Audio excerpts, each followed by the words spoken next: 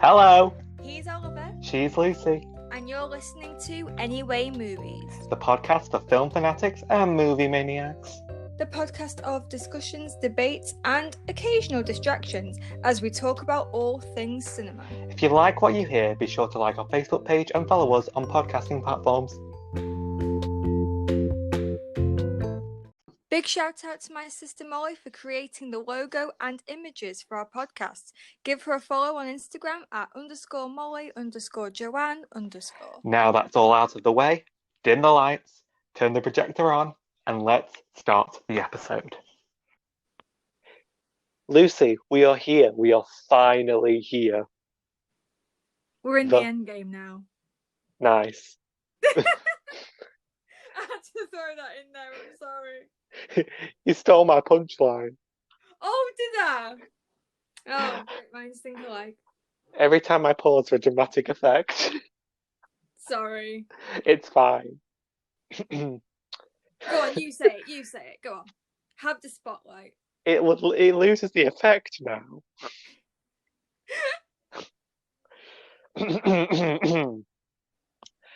We're in the end game now. Oh, Oscar worthy. Congrats. Thanks. So yeah, this is the final episode of our Marvel March. Our first theme month will be over. Crazy. I have really enjoyed this series. I think this was a really, really good idea from us. Yeah. Not to toot our own horns, but Beep, beep, beep, beep. this was good for us. A well-deserved pat on the back. Yes. Yeah, no, honestly, it has been fun. It has been fun. Despite the rants, the raves, the cheers, the cries, the slamming of doors, this has been a ride, and I very much enjoyed it, and I'm looking forward to the other themed months we have coming up this year. Ooh. Very excited. But yeah, I am looking forward to getting back to standalone episodes, though. Yeah, they have been missed. They have. Well, do you have anything else to add, or shall we just go for it? Well, why don't you list the last films that we will be talking about in this here episode? Well, of course, that would be a good start.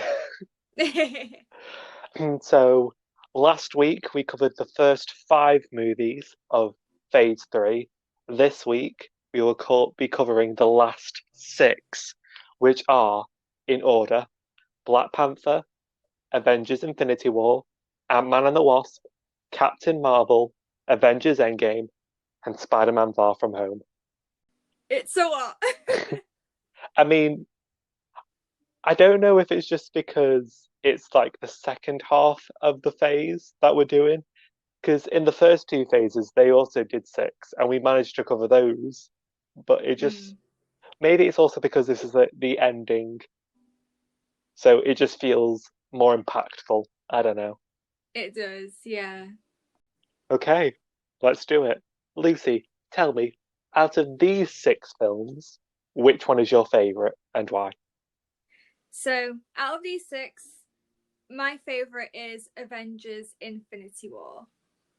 Okay.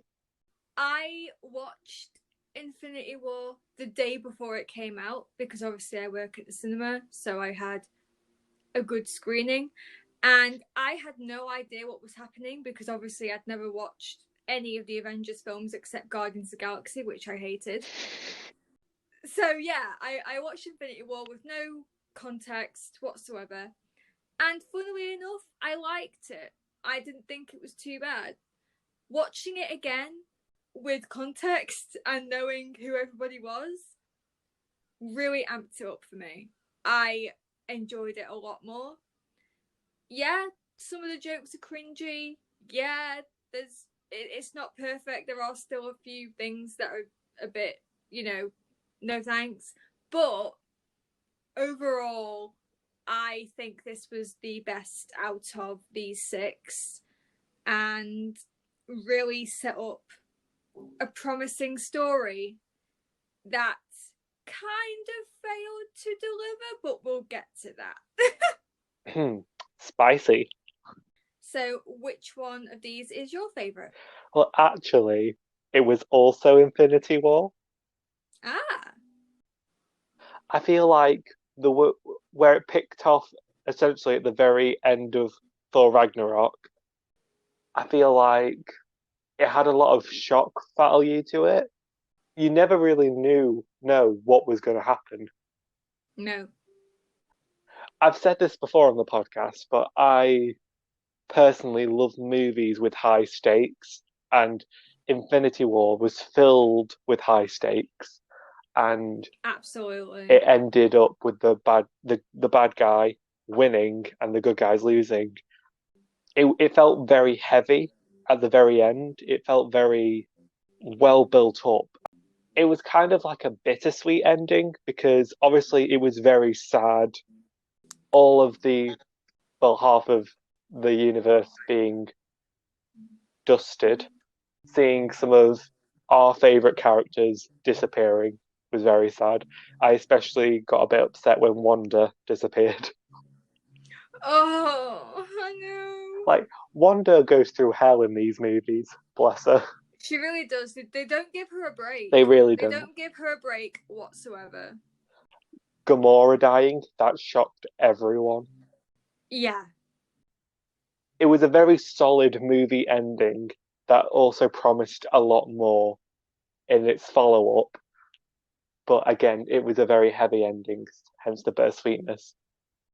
Avengers Infinity War, in my opinion, the best Avengers film, actually. Oh, okay.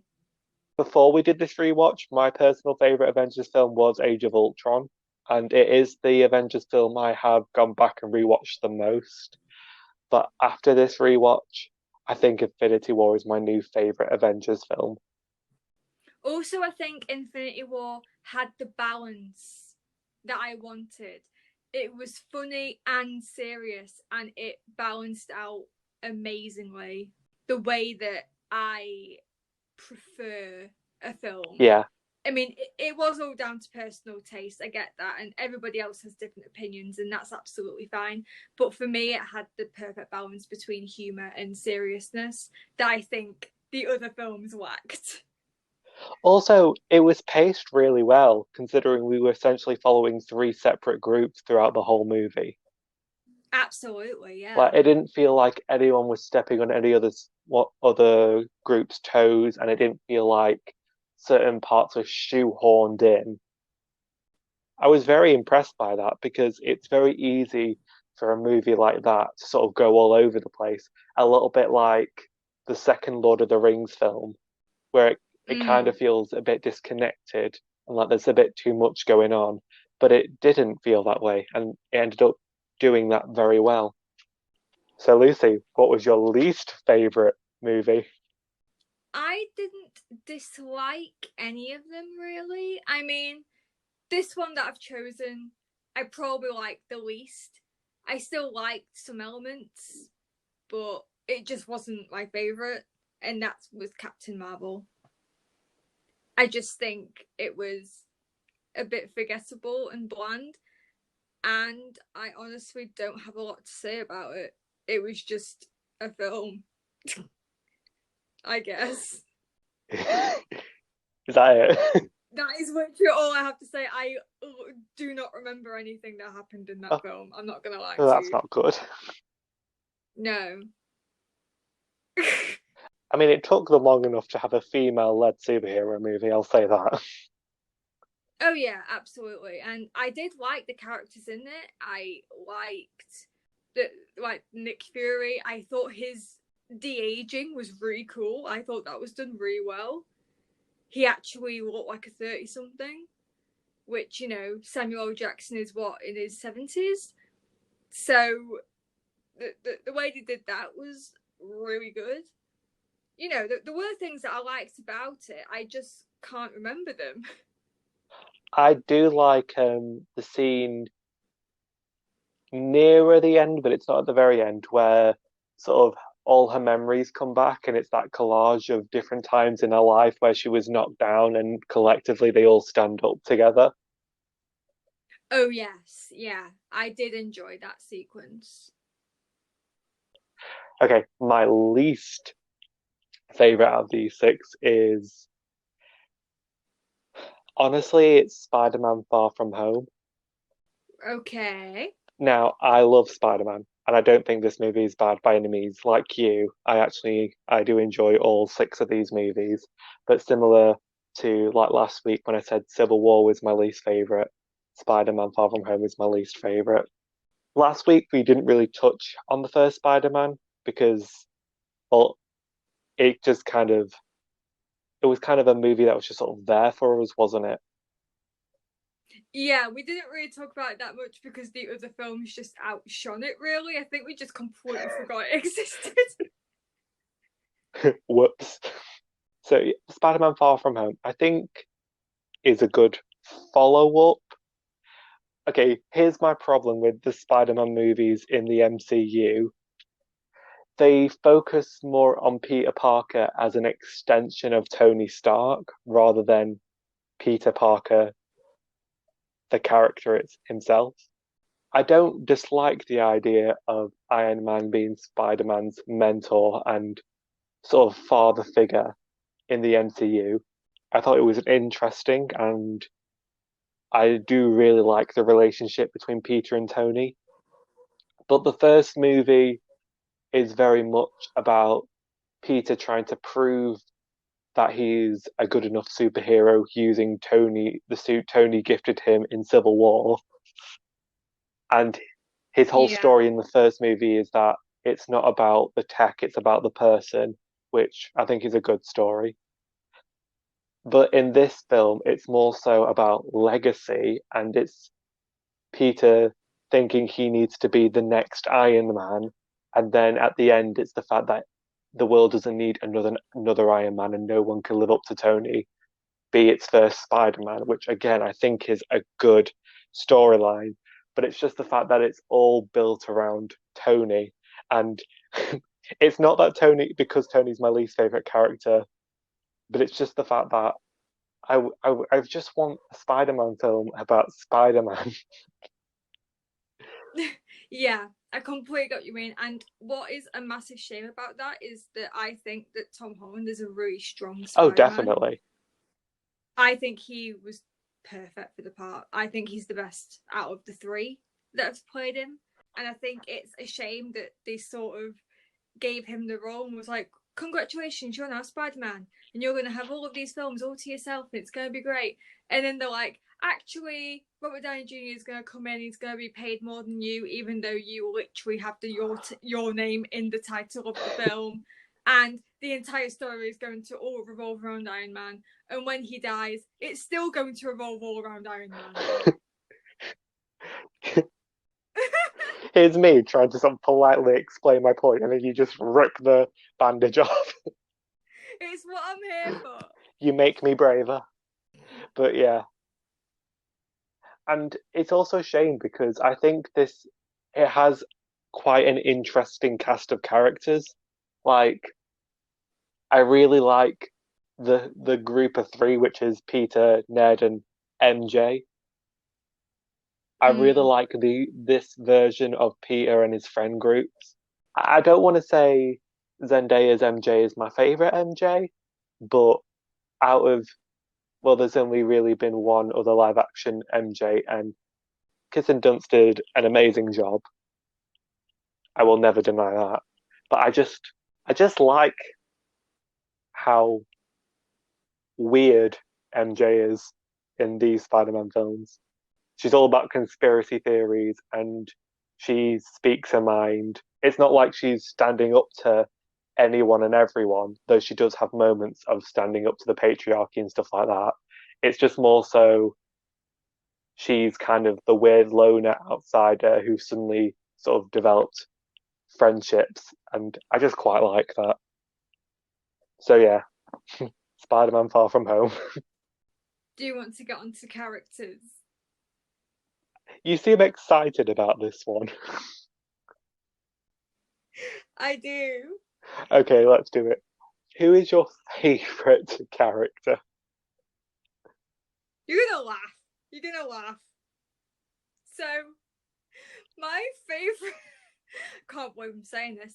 My favorite character in Phase 3 Part 2 actually comes from my least favorite film in this phase. And that is Goose the cat. Why did I know you were gonna pick Goose? Goose is awesome. And it's come to something when a cat is my favorite character in Phase 3 Part 2. If I was going for a serious answer, it would probably be Okoye from Black Oh, Panther. do not get me started on Okoye. She is the baddest bitch ever. I say I that adore her. respectfully. Yeah, I adore her so much. But if we're talking about honesty here, I'm gonna have to go with Goose the cat. That cat's comedic timing is better than most of the actors in that film. I'm gonna say that. And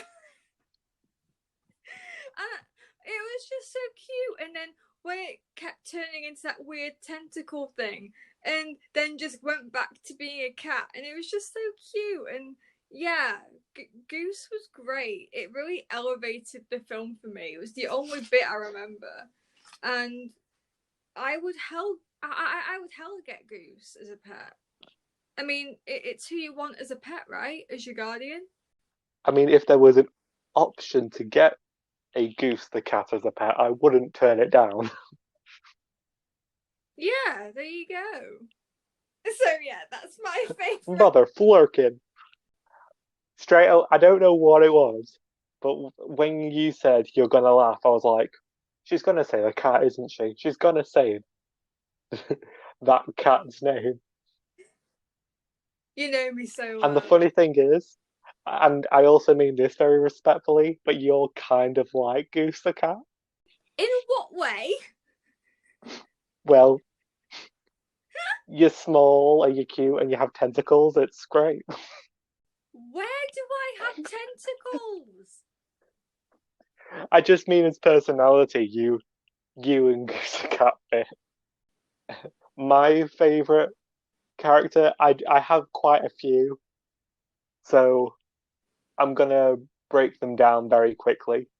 Okoye, best character ever. She was my favorite character in Black Panther, and I was so excited when she and that the I was so happy she was not dusted in Infinity War, and I was so happy when she came back in End Game, and I just I love so much. She is so bad ass. Ugh, I just love her, and she's so funny in Black Panther.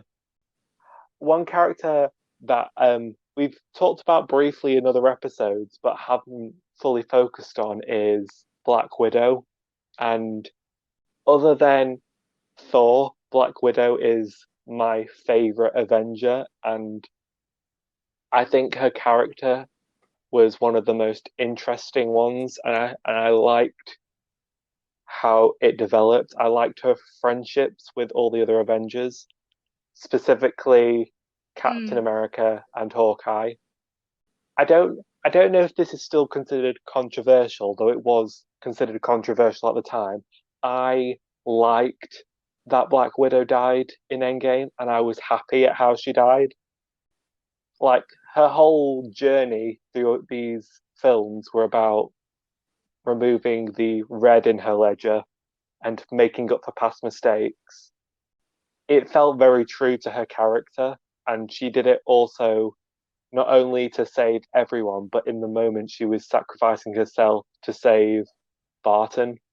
Yeah, no, that whole sequence where they're both trying to jump Yeah, off the cliff and they keep stopping each other from doing the deed.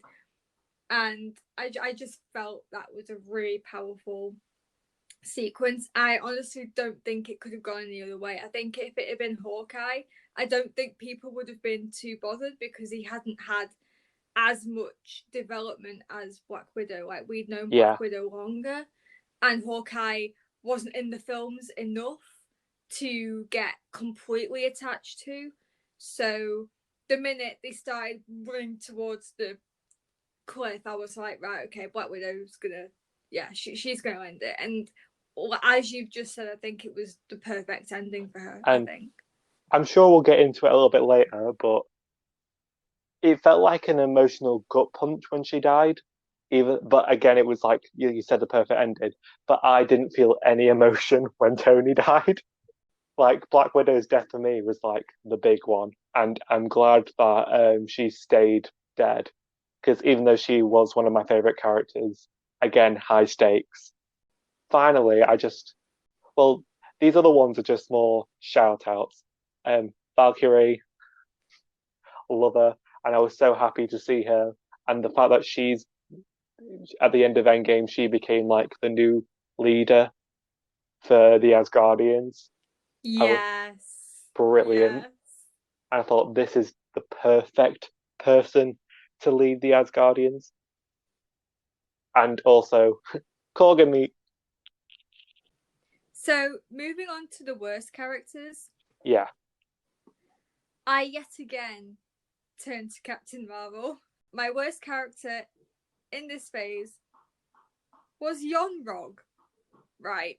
So, first of all, nothing against Jude Law. He's brilliant. He's fantastic, amazing, awesome, all those things.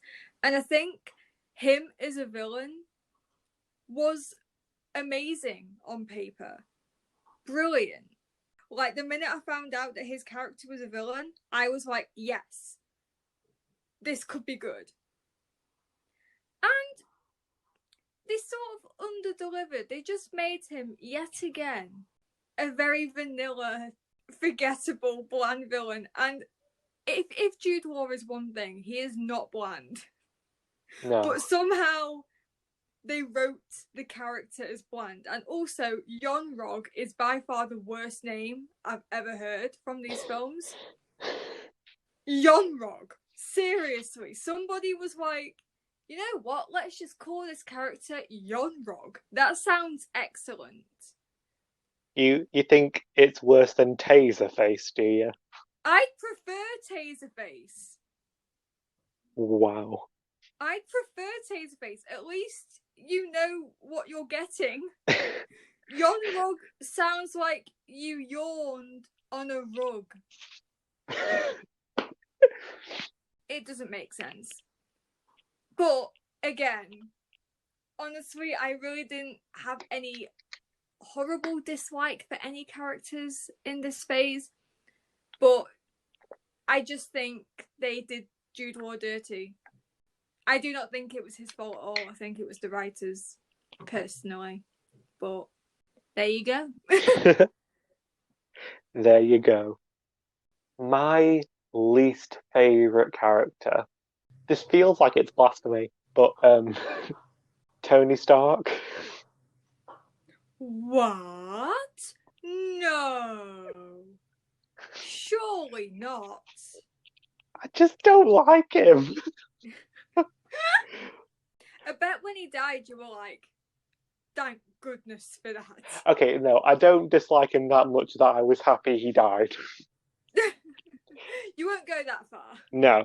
And again, nothing on Robert Downey Jr. I just don't like the character. I do like how he's developed over the movies, and I do like how he feels like he's matured a lot, but still kept the very essence of his character. Even though I don't like it, I still appreciate that that feels very organic. Mm. And I also understand why he was sort of the backbone of the MCU. It makes sense. I just this feels really sort of petty, but I just don't like him. Yeah, that's fair enough. That is fair enough. I mean, I think sometimes he does come across a little bit too harsh. I mean, there's being sarcastic, and then sometimes he's just straight up rude, and you're like, well, I don't like you anymore for the rest of this scene.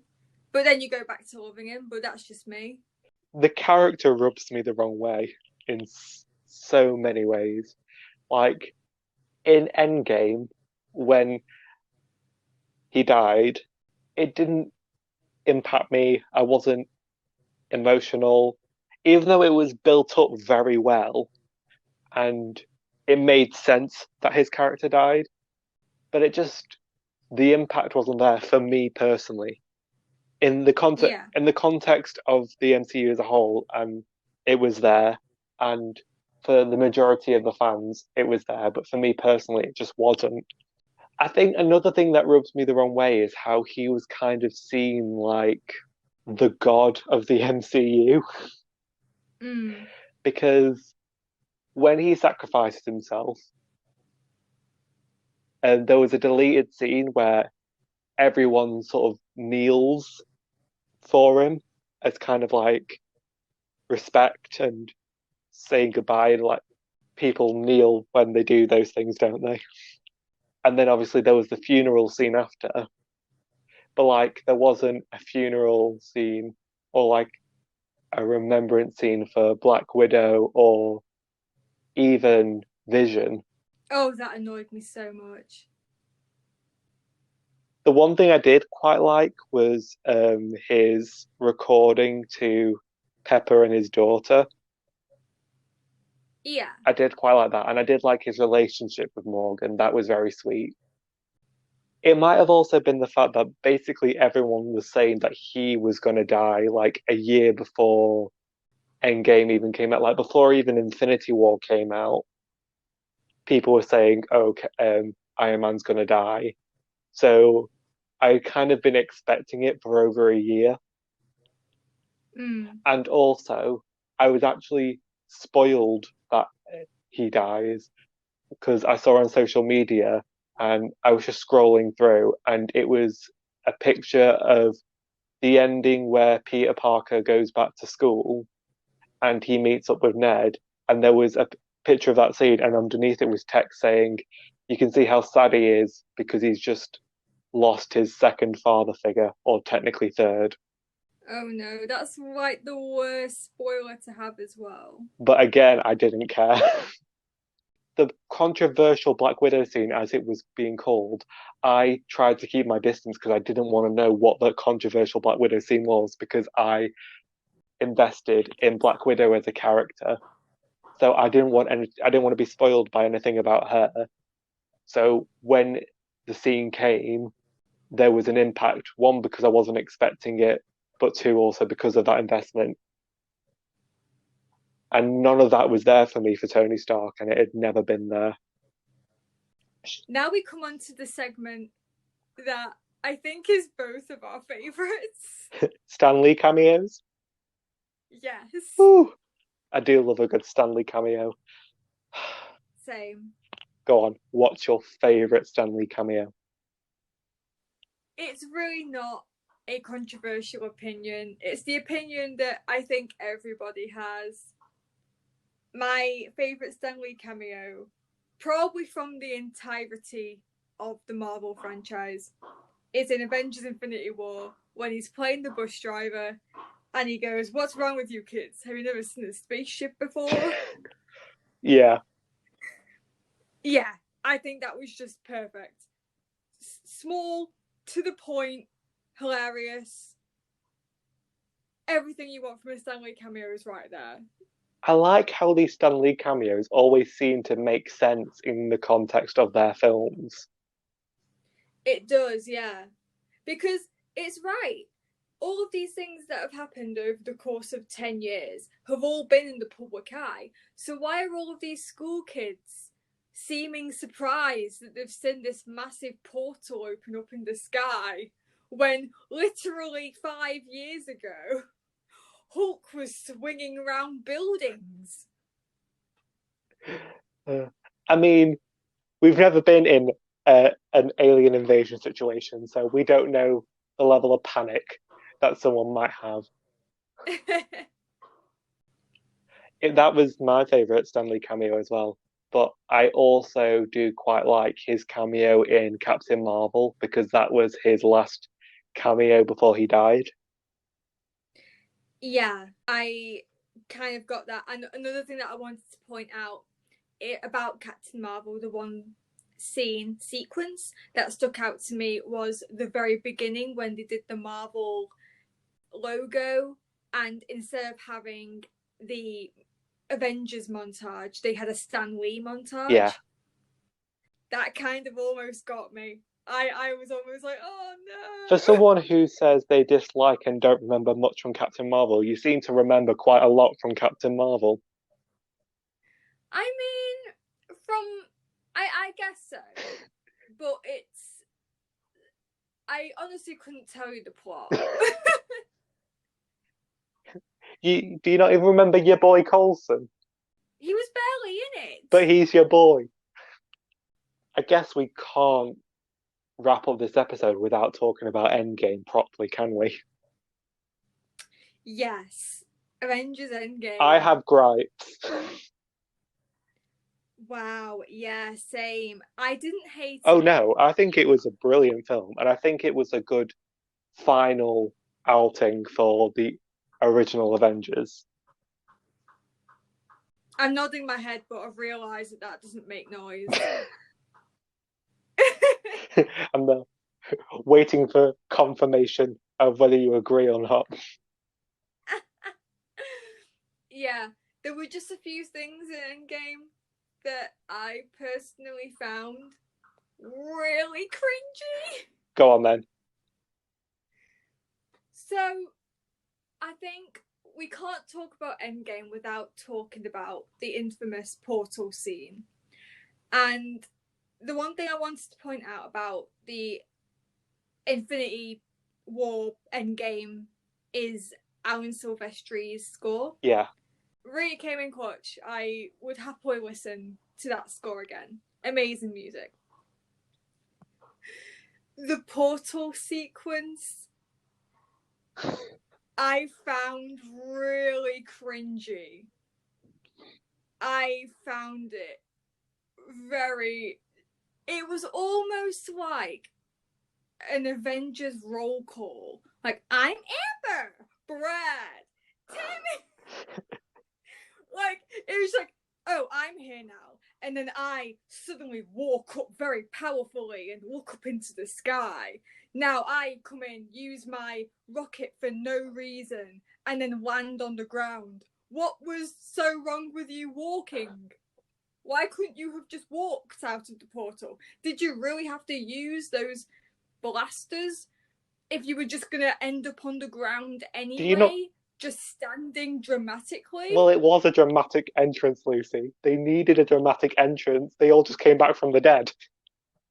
I get that they needed a dramatic entrance, but for me, it was really cringy. I don't know what it was about it. I was half laughing while watching it because it was just like, I don't know, something about it just made me inwardly cringe. And I don't think that was what they were going for. Something of a similar thing was I could not stand Iron Man's funeral because, and this is just from someone who is an aspiring actress and has done short films before, so I know, you know, how film acting works. Obviously not to the standard of Marvel, obviously. I could only dream of that. But when they did that sort of 3-minute one take where it's Iron Man's funeral and then the camera's just panning to the characters while they're all looking sad. And honestly, I don't think this is the actor's fault. I think it was just direction. But from an acting standpoint, I found quite awful because I could almost hear the actors thinking, right, oh shit, the camera's on me, what do I do? Right, I'm just gonna look up into the distance and then put my arm around someone. And then when the camera comes off them, you can almost feel them just be like, okay guys, come on, let's go get Starbucks.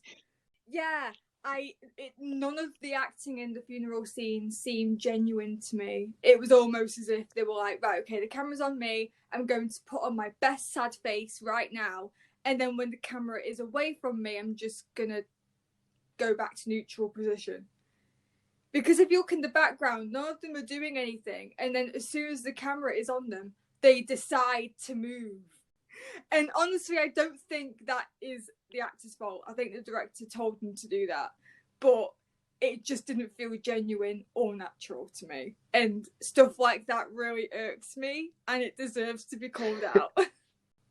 So go on, what were your gripes? Well, for one thing, I liked the idea of the time travel heist, but the way they were trying to explain it overcomplicated it, and then they didn't even stick to their own rules of time travel.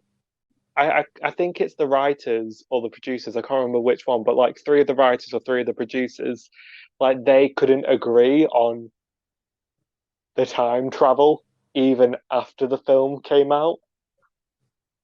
So that clearly wasn't done to its best. It wasn't bad, but it was just time travel is already a quite a complicated concept in theory when you try and break it down, and they just seem to complicate it even more. Yeah. I mean, I had this conversation with my dad, and he said that whenever a film decides to introduce time travel, it completely spoils everything. Because then you can just say, why not just use time travel for everything? And I think the same applied here. I mean, I think the way they did the time travel, the way they filmed it was very clever, I thought.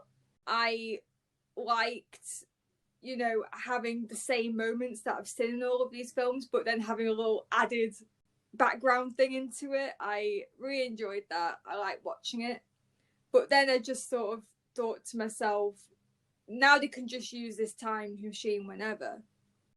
Like in any other film, they can just use Tony's tech again. They can just do that. Secondly, also the fact that some dead characters came back to life. I Yeah, as much as I love Gamora, I feel like her death was, shocking enough that if she didn't come back, it would still be a shock. Whereas I think everybody knew that she was coming back. Like, there was no way they'd kill Gamora off that yeah, soon. But I do kind of wish she'd stayed I dead. also kind of wish Loki didn't get away because as much as I love Yeah, him and as much as he is one of the best, not just villains, but characters overall in the MCU, his shock death at the very start of Infinity War, especially because we've seen him pretend to die in the past. So this being like officially confirmed that, oh no, he died. I thought it yeah. was a great start to the two movies, and I think he should have stayed dead as well. And Loki has had so many fake deaths already. I think they're kind of becoming moot now. I think if he was actually supposed to die right now, it wouldn't be a shock for us because we just expect him to come back. And then when he didn't come back, we just were like, oh well. I think they've kind of ruined his death for us if they ever do have one Yeah, for him. and my other big gripe is Thanos. This is what we're getting to. All the way through Marvel March, you have been teasing that you have had something to say about Thanos. Now is your time, my Okay, friend. pull up a chair because I mean we're almost an hour into this, but clearly now you're going to have to sit down. Um, okay, Thanos, I think overall is an incredible villain. And I especially like in Infinity War where he was kind of the main character in a sense. And even though he was the antagonist, people could also understand his point of view. So like Mm-hmm. he was a bad guy, but he was also quite sympathetic and he genuinely believed what he was doing was the right thing. And he Yeah. was like the hero of his own story. And I thought that was done brilliantly. And especially Mm-hmm. in a big franchise where there haven't been many memorable villains, something like that was quite refreshing. Yeah. However, I feel like there are kind of three different versions of Thanos throughout the whole MCU as kind of like three separate characters. And it annoys me because I feel like he was set up differently to how we got him. So when we Mm-hmm. first meet him, he's this overlooming, fearful power. People are scared of him. Don't want to antagonize him, and like all he does is sit in a throne, and people don't want to be on his bad side. So you don't fully understand what has happened to make him be this, what to make people have this feeling about him. But the build up is there, and it's done very well, and it still keeps him quite mysterious. Then at the end of Age of Ultron, you see that he puts on a gauntlet because he's tired of waiting for other people to do it. So he's going to be a bit more proactive. So I was like, okay, so we're finally getting somewhere. We're picking up a bit of speed. And then you don't see him again, ever. The people behind the MCU, they basically said that was his practice gauntlet to get ready to actually go after the Infinity Stones, which is kind of stupid. Then Yeah. you have him in Infinity War, where he's all of a sudden he's still this powerful being, but he doesn't come across as scary or menacing in the way that he did. Like he was built up and he came across as being something very evil. And in Infinity War, he was still very powerful, but he didn't feel evil. He was very Yeah. remorseful. I think that was a really good idea, but it felt like two Yeah. different characters. I don't know if this was ever confirmed, but I feel like they were leading him up to be something else and then halfway through changed their mind, which is why after Age of Ultron he just sort of disappeared until the end of Ragnarok and then Infinity War. Then in Endgame, at the very start of Endgame, he's the same Thanos we saw in Infinity War, but his work is done and he dies. Then in the past, we see him and he's like this proactive, aggressive. He kind of feels a bit like a generic bad guy. But the thing is, when Thanos from the past, we meet Thanos from the past in Endgame, it's around the same time as the Thanos in the first Guardians movie. Yeah. So, but again, he feels like a different character to when we first met him. And I feel like there are essentially three different versions of Thanos, and all three of them could have been good villains. But I feel like they set him off to be this like pure menacing evil looming threat. Then he became this remorseful, almost human bad guy, and then he became just your generic big bad. And it was one of those things that watching the MCU for like the first time following through it, I didn't really pick up on it.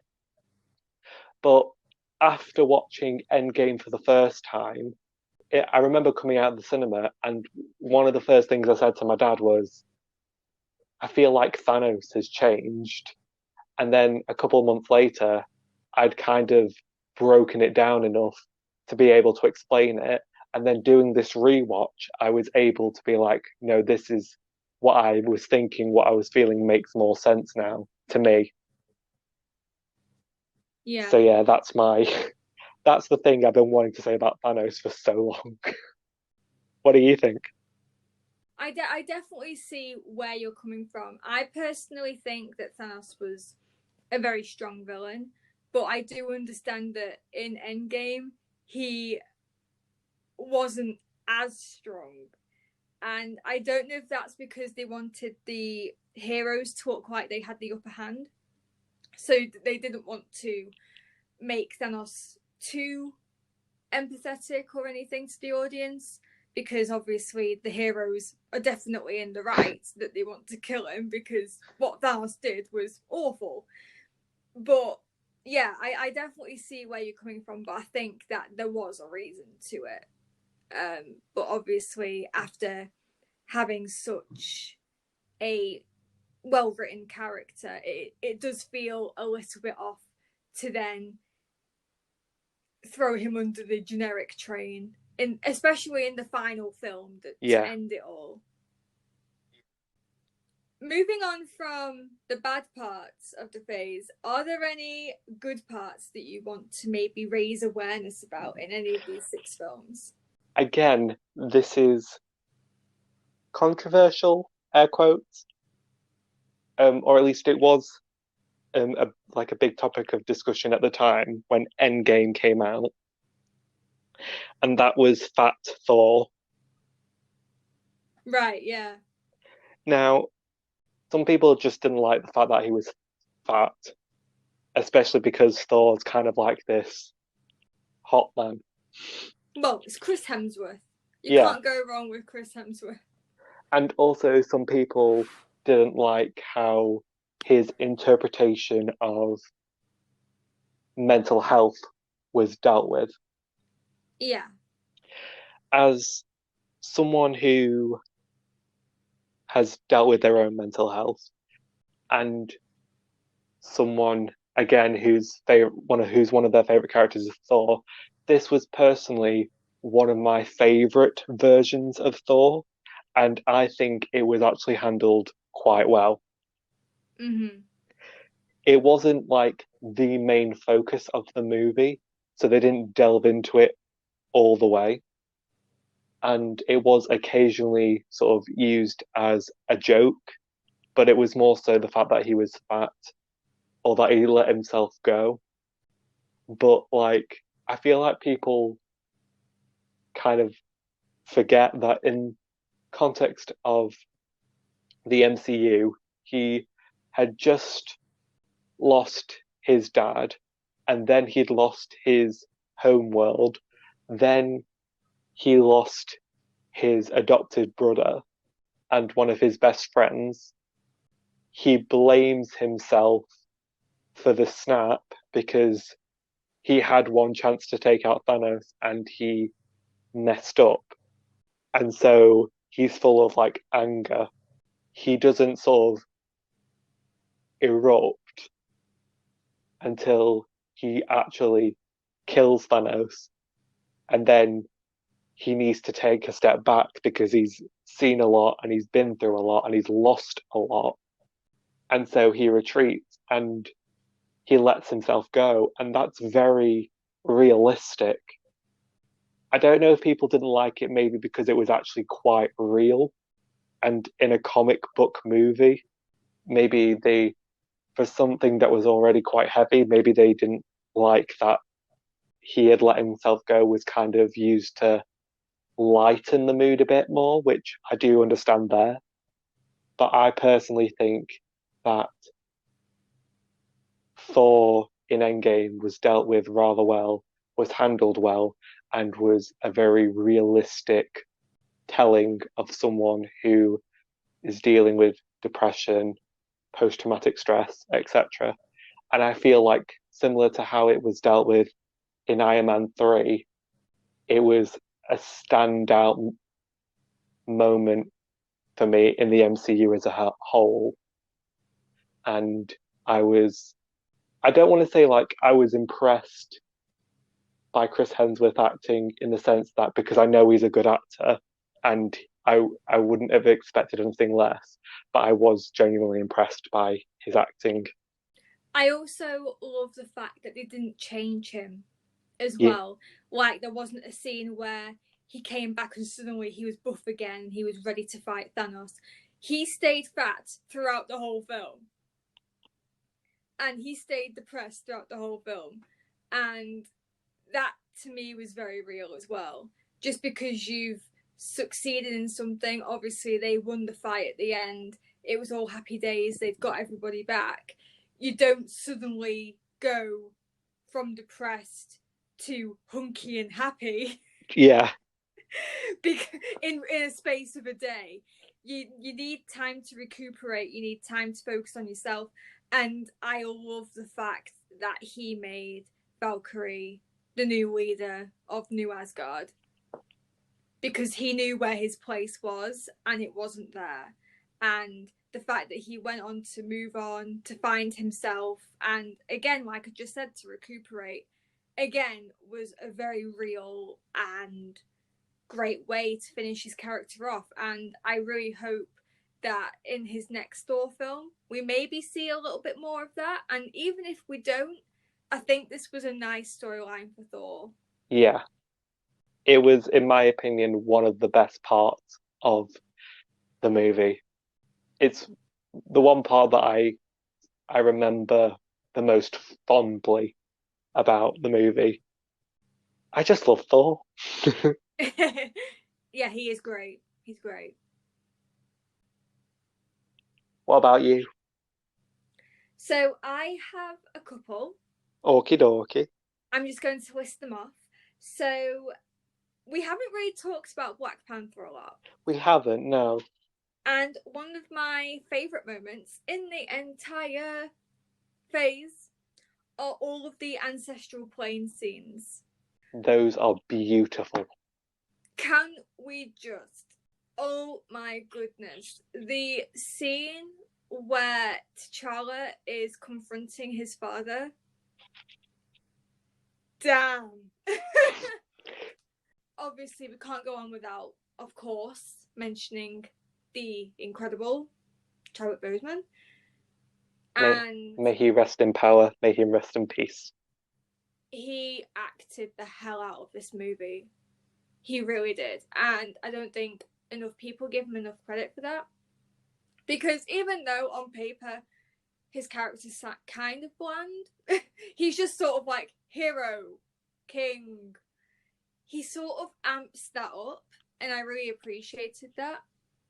But the scene where he's confronting his father about his past decisions was amazing, and one of the scenes that really stuck out to me in the film.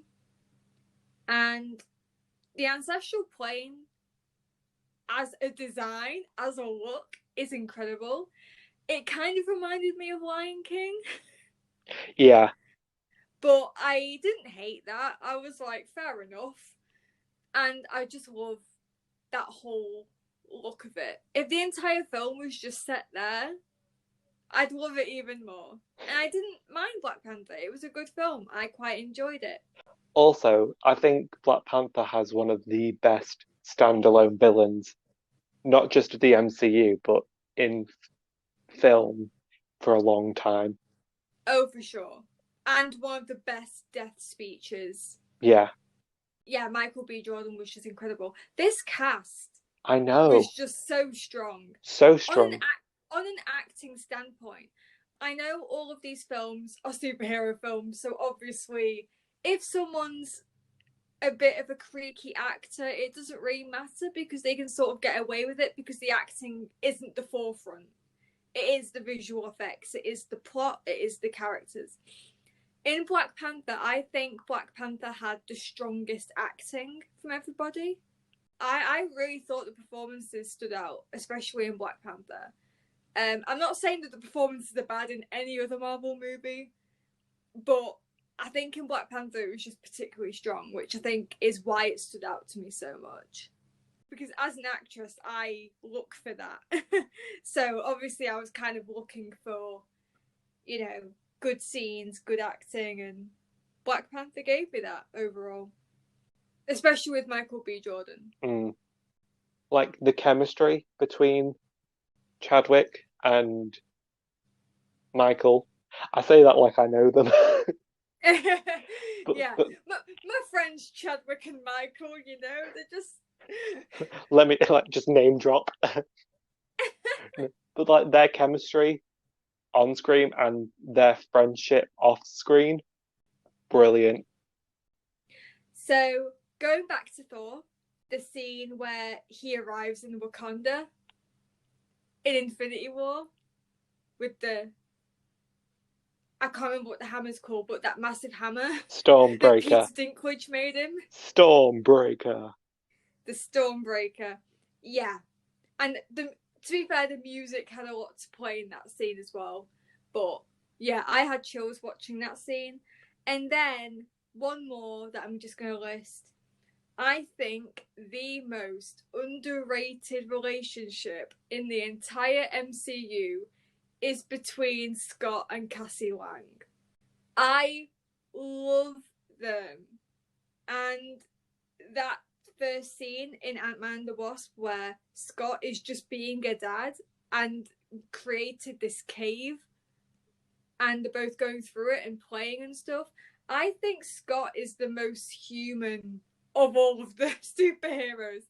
And I really like they just made him an average dad who loves his daughter.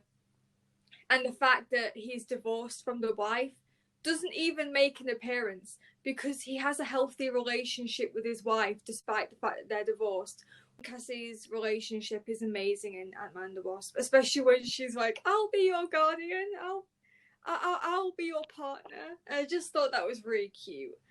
And yeah, I think that they wrote that father-daughter relationship really well. And yeah, that was a scene that kind of stuck out to me in that film. Just that nice. Probably didn't even think twice about that scene. They were just like, you know what? What's the most stupid thing that we can think of Scott to do for his daughter? But yeah, it was quite nice. I think the Ant-Man films are some of the more underrated movies in the MCU. Oh, for sure. Like we haven't really touched on them much ourselves, but there's just a feel about them that the others don't have. Yeah, they're very, very different, which I think is why I like them. I mean, I like both of them. I didn't really dislike anything in them. I also didn't particularly rave about anything in them either. They're just very standard, good movies that I enjoy watching, and they're the ones that I would go back and watch again because they were fun. And also, even though I do feel like the villains were a little bit lackluster at times in the Ant-Man and the Wasp, I do think they had a very cool concept. And because the main focus was more so on family in general rather than the good guys versus the bad guys, it kind of worked. Mm. Ant-Man the Wasp subverted my expectations because I thought that Michelle Pfeiffer was going to be the villain. Oh.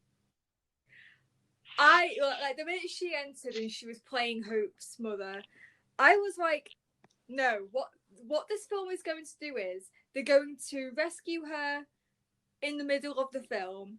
She's going to come back, and then she's going to end up being a villain, and then they're going to be in deep trouble. I thought that was how the story was going to go. So the longer it went on, I was starting to think, no, they couldn't have just hired Michelle Pfeiffer and given her 3 scenes. That's what they did. Apparently. I mean, I wasn't protesting. I mean, I quite enjoyed the villains in Ant-Man and the Wasp. I thought they were fine. But I was expecting Michelle Pfeiffer to be the main villain. I thought that was how the story was going to go, and it didn't. So, fair play. In terms of predictability, A star. This brings us to, unless you have anything else to add. I don't think I do. Okay, so this brings us to the end of Marvel March. And now, Lucy, I pose a question to you. You started off not really being a superhero movie fan in general. Uh-huh. You'd seen 2 MCU films, and one of them you didn't like, the other one you liked, but didn't really have any background information or context. You have watched every MCU film that has been released up to this point. Where do you sit now? Are you a superhero movie fan? Are you an official MCU fan? Will you be keeping your eye out? Will you be watching more? Let us know. Okay, so overall, they have beat my expectations. But I have not ascended into the Marvel fan territory. I will be keeping a lookout. I probably will be watching them as they come out. But yeah, I do not think I am a fan, but I wouldn't not watch it if it was on telly. I've learnt a lot, and I'm glad that I did this, honestly. And, you know, I'm not mad. I'm not mad at these films. They were fine overall. They were fine. They were good. What I have learned from this experience is that I finally understand what people see in them. Even though I don't see it myself, I do understand how it's brought people together. It's created an amazing fandom of very, very dedicated people, not only to the comics, but to the films themselves. I thought they were all going to be really bad, so I guess that's a win. That is a win. It is a win. I also love the Marvel audiences as well. When we get them at the cinema, Infinity War was mental with the amount of customers that came in, but they made shifts go really fast, so I appreciate them for that. Well, there you have it, I guess. The end of Marvel March. We really hope you've enjoyed this themed month. This was honestly just a wing it situation. It was a lot of fun. I have really enjoyed doing this. I mean, I am looking forward to having standalone episodes back, but it's been nice to sort of dedicate a month towards a very famous cinematic universe. And I think if we're going to be doing a film podcast, we might as well talk about those, because everyone seems to throw superhero movies to the side and think, oh, they're not real movies. People should grow up. And actually, people forget films are an escape. They are an escape. And if the Marvel films do that for you, then congratulations. You're a Marvel fan. It's not a big deal that the superhero films that some people may think are for kids, if they work for you and you enjoy them, nobody should be made to feel like they can't watch something just because somebody else has a different opinion to them. Because most of these people who say that superheroes are kids' films have never seen the Marvel Clearly. films. So, yeah, just thought I'd throw that out there. Yeah, but we do have 2 more months of different themes. Obviously not just yet, but we will be revealing them as the year goes on. And we really hope you enjoy them. And it's very exciting. It is very exciting. We have plans. This is new for us. We have so many plans. So thank you very much for listening to this episode. It is long, we apologise, but there's just a lot to get through. So if you enjoyed this episode, then be sure to like our Facebook page. And we are also on all podcasting platforms, including Spotify, Google Podcasts, Breaker, Pocket Casts, Radio Public, Anchor. And we also have a YouTube channel, so subscribe to that as well. Let us know what you thought about today's episode. Let us know about your favourite movie from Marvel Phase 3. We want to know your favourite MCU moments. We've discussed a couple of ours from just this phase, but why not open it out? Your favourite MCU moments so far. And with that being said, we'll see you next week. See you next week.